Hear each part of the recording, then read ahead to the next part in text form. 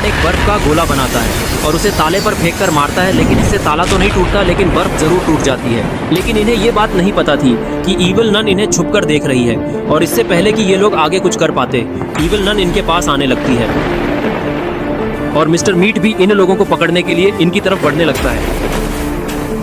इसके बाद खूनी बाबा भी चर्च के ऊपर से छलांग मारता है और कार के ऊपर आकर खड़ा हो जाता है। खूनी बाबा के कूदने की आवाज़ गुल्ली बुल्ली और रॉड को सुनाई देती है और फिर तीनों लोग पीछे देखने लगते हैं और खूनी बाबा, ईविल नन और मिस्टर मीट को देखकर ये लोग हैरान हो जाते हैं। रॉड, तुमने तो बोला था कि खूनी बाबा, ईविल नन और मिस्टर मीट यहाँ पर नहीं है, तो अब ये तीनों यहाँ पर कैसे आ गए?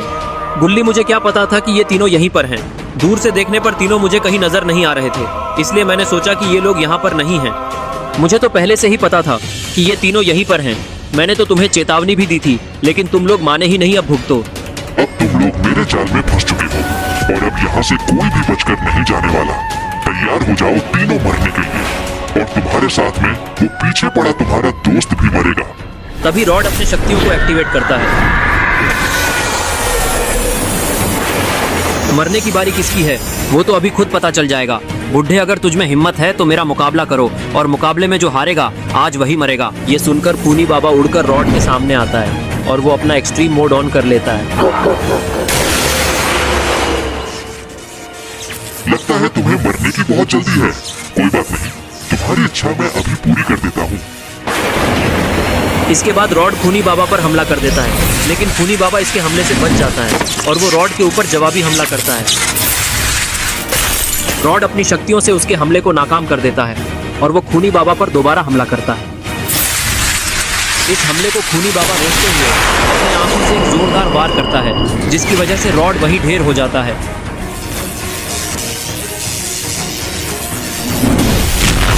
खूनी बाबा के इतने जबरदस्त हमले से गुल्ली और गुल्ली भी वहीं पर ढेर हो जाते हैं और वहीं बेहोश हो जाते हैं। इन्हें देखकर लगता है कि इनकी हालत काफ़ी ज़्यादा खराब हो चुकी है और इन्हें जल्द से जल्द इलाज की ज़रूरत है। इसके बाद खूनी बाबा ईविल नन और मिस्टर मीट से बोलता है कि अब मैं यहाँ से किसी बहुत ज़रूरी काम के लिए कहीं पर जा रहा हूँ और तब तक तुम लोग इन लोगों पर ठीक से नज़र रखो। ये चारों यहाँ से बच के जाने नहीं चाहिए।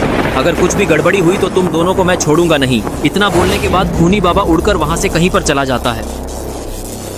खूनी बाबा के वहां से जाते ही ईविल नन और मिस्टर मीट शॉन को पिंजरे से बाहर निकालकर आग के ऊपर लटकाकर उसे पकाने लगते हैं और अब शॉन का शॉन द कबाब बनना शुरू हो चुका है। इसके बाद ईविल नन मिस्टर मीट से बोली, क्या रे मोटकू, यहाँ खड़े खड़े मेरा मुंह क्या देख रहे हो?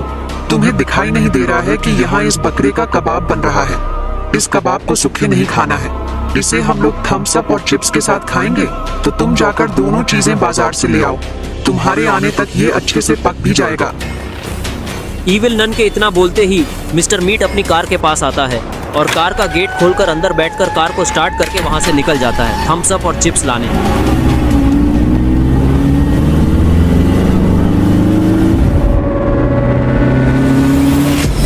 मिस्टर मीट के जाते ही ईविल नन अपना हिडन टैलेंट दिखाना शुरू कर देती है, जो कि है डिस्को डांस। दोस्तों, आप लोगों को इसका हिडन टैलेंट कैसा लगा कमेंट में मुझे जरूर बताएं। तभी रॉड को होश आ जाता है और ईविल नन अपने डांस के चक्कर में रॉड को होश आते हुए देख नहीं पाती और इसी का फायदा उठाते हुए रॉड जल्दी से खड़ा हो जाता है और वो शॉन को ऐसी हालत में देखते ही उसकी आग को अपने पावर से बुझा देता है। इससे ईविल नन का डांस भी डिस्टर्ब हो जाता है और वो रॉड से बोलती है, रॉड, तुमने हमें धोखा देकर अच्छा नहीं किया। तुमने पहले भी इन तीनों के साथ मिलकर मुझे मारने की कोशिश की थी। अब और नहीं, आज तुम्हारा और इन तीनों इंसानों का आखिरी दिन होगा। इतना बोलकर ईविल नन चर्च की तरफ भागकर जाने लगी। अंदर आते ही उसने अपनी शक्तियों से अपना हैमर बुलाया और फिर उसे हाथ में लेकर भागते हुए चर्च से बाहर जाने लगी।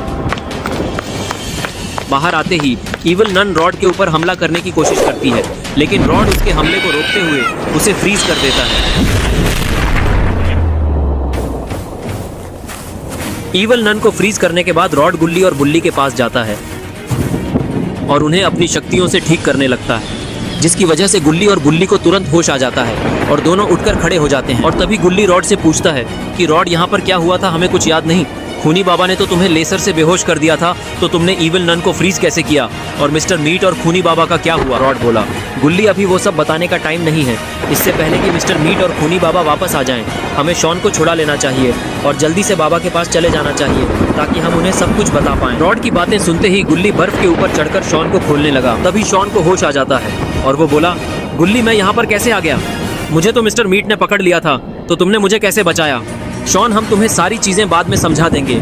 अभी हमें यहाँ से जल्द निकलना होगा और बाबा के पास जाना होगा ताकि हम उन्हें खूनी बाबा के बारे में बता पाएं और वो उसे हरा पाएं। इतना बोलकर गुल्ली शॉन के हाथों को खोलने लगा, लेकिन तभी वहाँ पर मिस्टर मीट अपनी कार लेकर वापस आने लगा।